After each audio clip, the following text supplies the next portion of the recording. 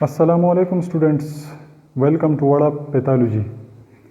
Students, पिछली videos में हमने पैथोलॉजी और इसके टाइप्स डिस्कस कर लिए हैं। आज हम डिस्कस करेंगे डिजीज़ कि डिजीज़ क्या होती है। स्टूडेंट्स, वर्ल्ड डिजीज़ अगर हम देखें, डिजीज़ का जो वर्ल्ड है इसको अगर हम देखें तो ये डिसईज़ बनता है। Disease means lack of ease, means अगर कोई ईजी फील ना करे या अगर कोई अनकंफर्टेबल फील करे तो हम उस कंडीशन को डिजीज़्ड कंडीशन कहते हैं कि ये बंदा डिजीज़्ड कंडीशन में है। स्टूडेंट्स, ये वर्ड डिजीज़ का जो वर्ड है ये फ्रेंच से आया हुआ है, ओल्ड फ्रेंच से आया हुआ है डिजीज़ और डिसईज़, और बाद में ये मिडल इंग्लिश में डिस्प्लेस हो गया। जो आजकल हम जो वर्ड यूज़ करते हैं डिजीज़, ये मिडल इंग्लिश का वर्ड है।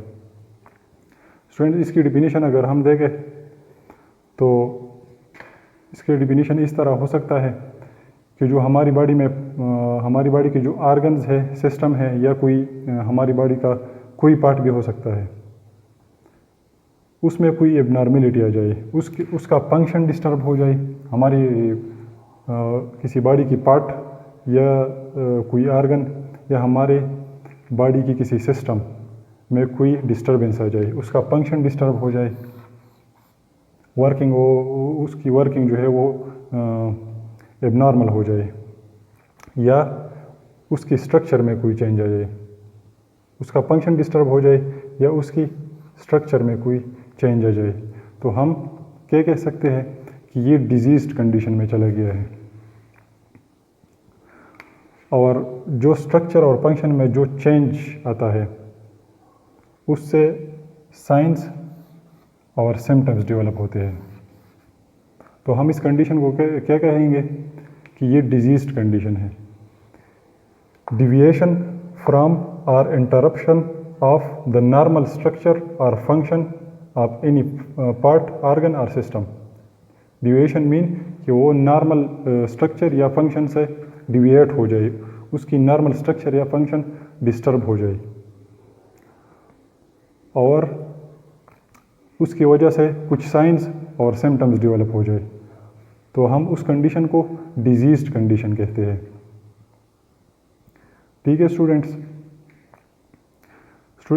इसका एग्जांपल इस तरह मैं दे सकता हूँ कि अगर हमारा जो स्टमक है, हमारी स्टमक का काम क्या है कि वो डाइजेशन में हेल्प करता है, डाइजेशन करता है। तो अगर इस में कोई स्टमक में कोई उसकी स्ट्रक्चर में या फंक्शन में कोई डिस्टर्बेंस, फर्ज करें फंक्शन में डिस्टर्बेंस आ जाए, वो एबनॉर्मल हो जाए, तो फिर हमारी स्टमक सही तरह का वर्किंग नहीं करेगी, तो हम उस कंडीशन को क्या कहेंगे कि ये डिजीज़्ड कंडीशन है।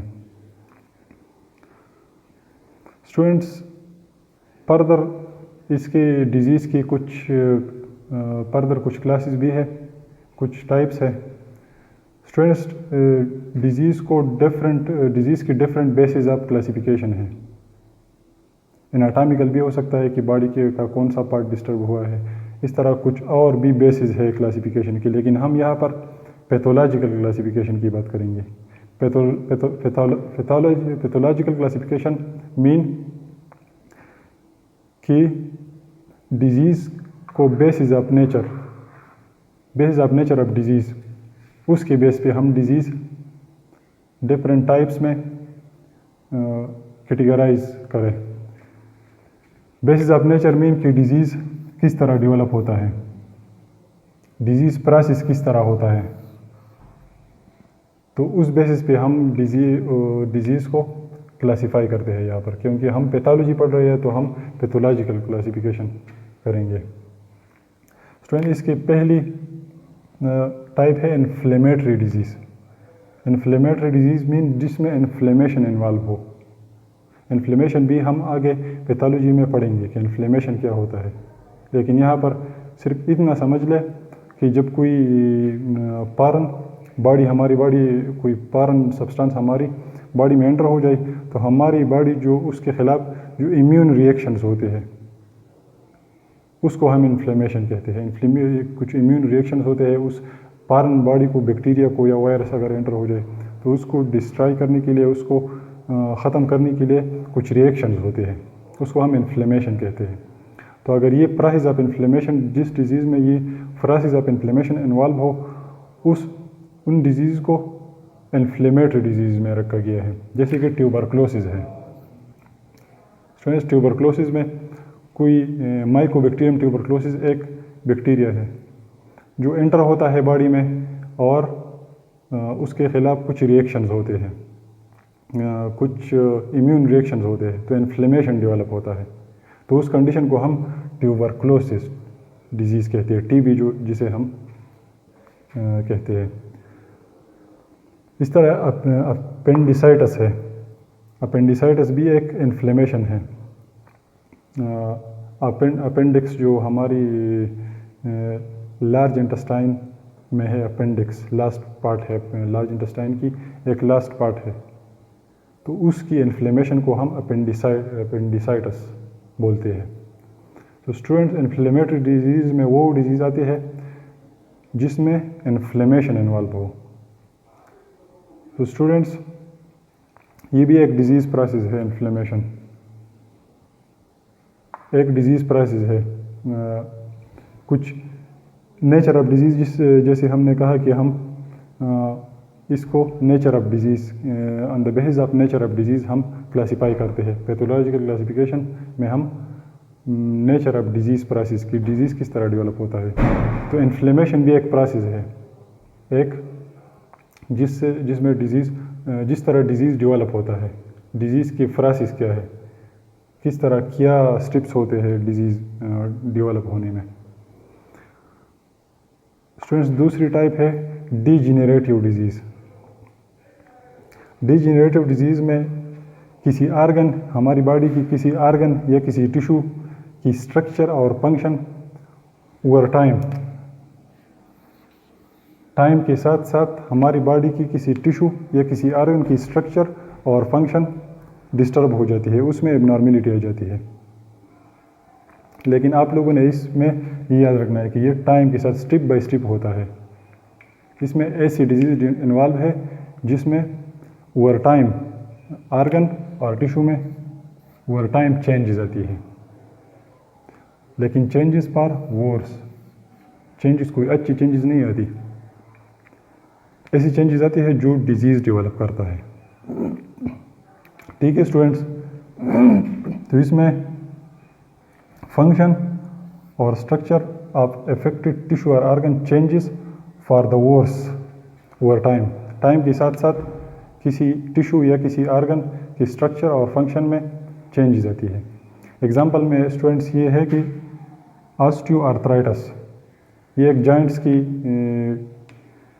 डिजीज़ है जिसमें टाइम के साथ साथ जॉइंट्स जो है उसकी फंक्शनलिटी और उसकी स्ट्रक्चर जो है उसमें टाइम के साथ साथ चेंज आती है, स्ट्रक्चर ख़राब हो जाती है। दूसरा स्टूडेंट्स, अल्जाइमर डिजीज़ का एक एग्जांपल यहाँ पर दिया हुआ है। अल्जाइमर डिजीज़ ये एक ब्रेन की बीमारी है जिसमें ब्रेन, टाइम के साथ साथ ब्रेन जो है उसमें डिस्टर्बेंस आ जाती है, ब्रेन हमारी डैमेज हो जाती है, वो ख़त्म होना मतलब ख़त्म होते रहते हैं टाइम के साथ साथ। तो डीजेनरेटिव डिजीज़ में स्टूडेंट्स ऐसी डिजीज़ इन्वॉल्व होते हैं जो टाइम के साथ साथ उसके स्ट्रक्चर और फंक्शन में चेंजेस आती है। स्टूडेंट्स, कुछ दो टाइप्स और भी है इसके।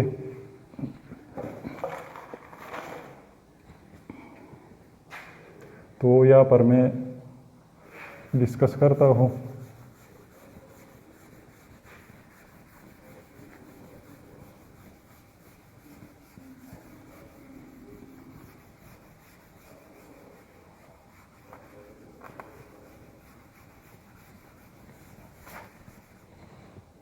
स्टूडेंट्स, थर्ड टाइप इसका है न्यूप्लास्टिक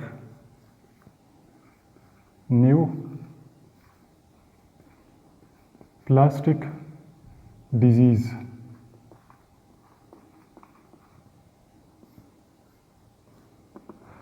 स्टूडेंट्स, न्यूप्लास्टिक डिजीज़ में जैसे हमारा कैंसर है, इसमें ये ऐसी डिजीज़ है जो अनकंट्रोल्ड ग्रोथ ऑफ सेल्स से डेवलप होते हैं। ये डिजीज़ का ऐसा टाइप है जिसमें ऐसे डिजीज़ इन्वॉल्व होते हैं जो अनकंट्रोल्ड ग्रोथ ऑफ सेल्स से डेवलप होते हैं। डेवलप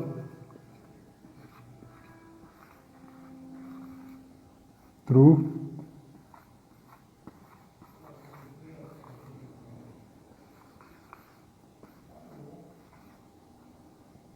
अनकंट्रोल्ड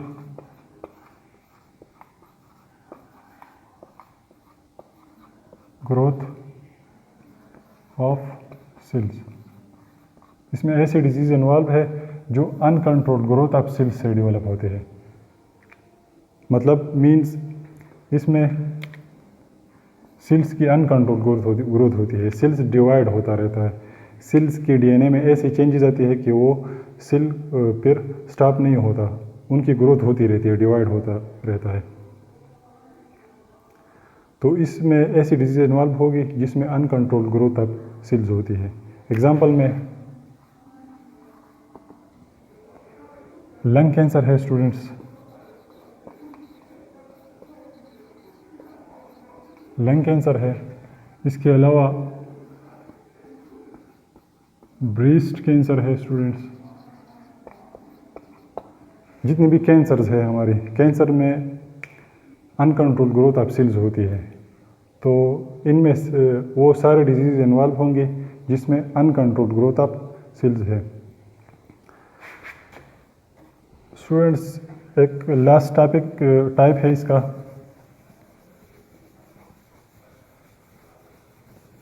डिजीज़ की पैथोलॉजिकल क्लासिफिकेशन का एक लास्ट टाइप है।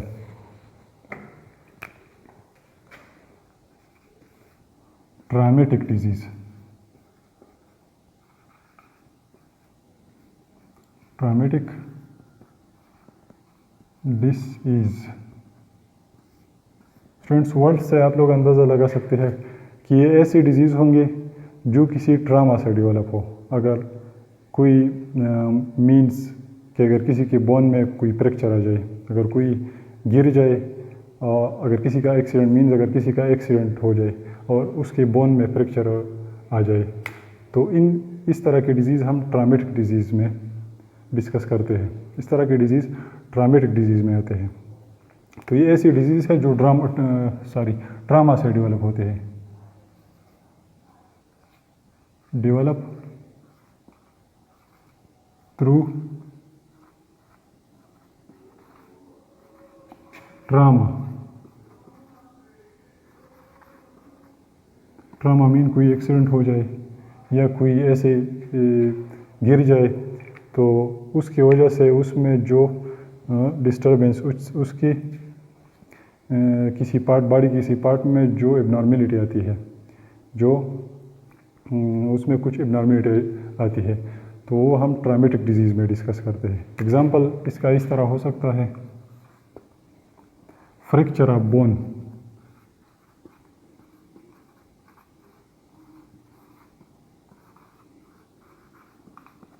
ठीक है स्टूडेंट्स, तो ये स्टूडेंट्स हमारे 4 टाइप्स हो गए डिजीज़ की, लेकिन डिजीज़ के पैथोलॉजिकल क्लासिफिकेशन के 4 टाइप्स हो गए। इसके अलावा कुछ और भी क्लासिफिकेशन, बेसिस ऑफ क्लासिफिकेशन है, लेकिन हम यहाँ पे पैथोलॉजिकल क्लासिफिकेशन की बात हमने की।